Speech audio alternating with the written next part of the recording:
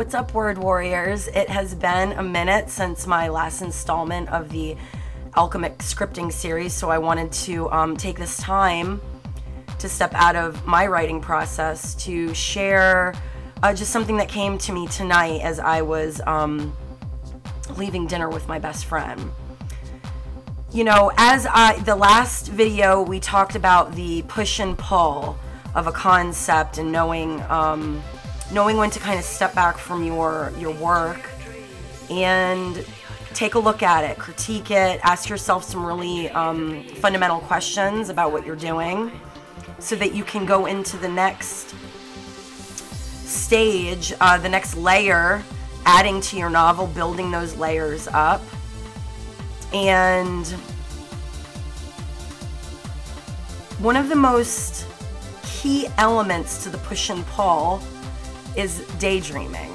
The importance of, I think this is with any creative endeavor as well, is when you do pull back from the actual physical work that you are doing, that you allow yourself the luxury to daydream, to play with your idea, to act like a child and allow yourself to be captivated, intrigued, inspired by whatever it is that you're working on.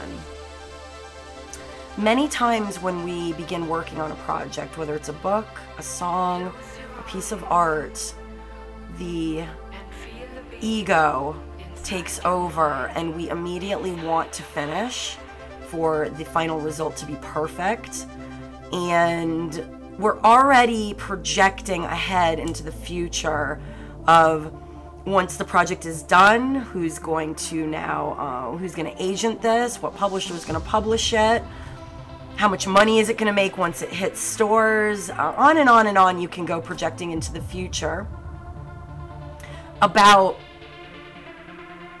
an aspect of the project that is far down the road. This thing that we do as artists many times when we're looking to make our art a career, we rob ourselves of the beauty of being in that creative moment, of being in that creative inspiration. We think our way out of it.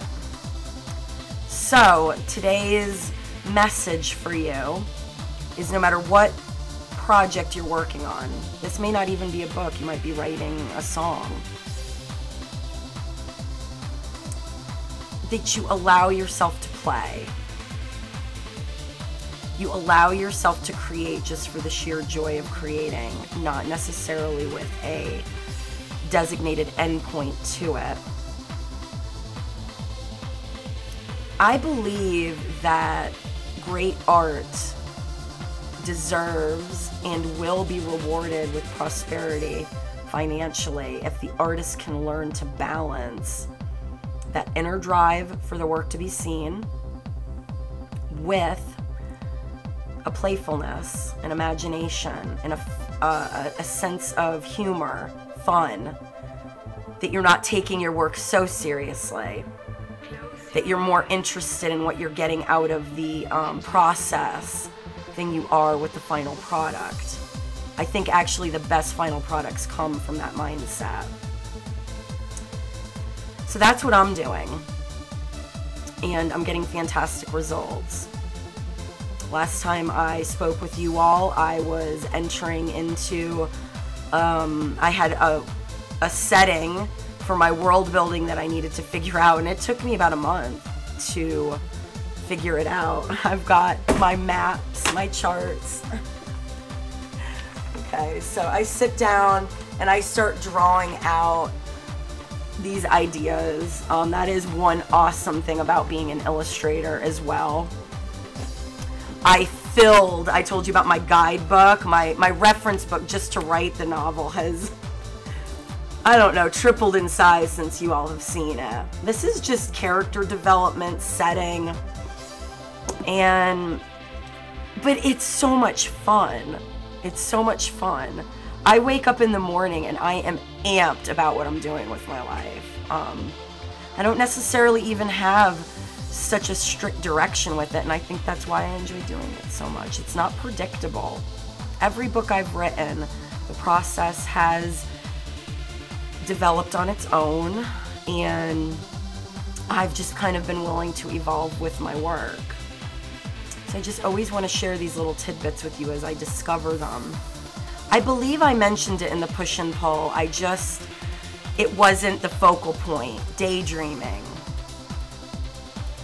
Allowing yourself, when I'm working out, or I'm in the car driving, to pull your idea into your mind and allow yourself to just be open.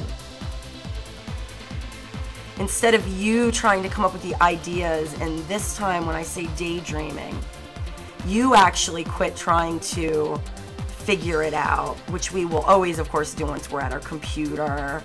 We get all serious. We're the creator. We're the one in control.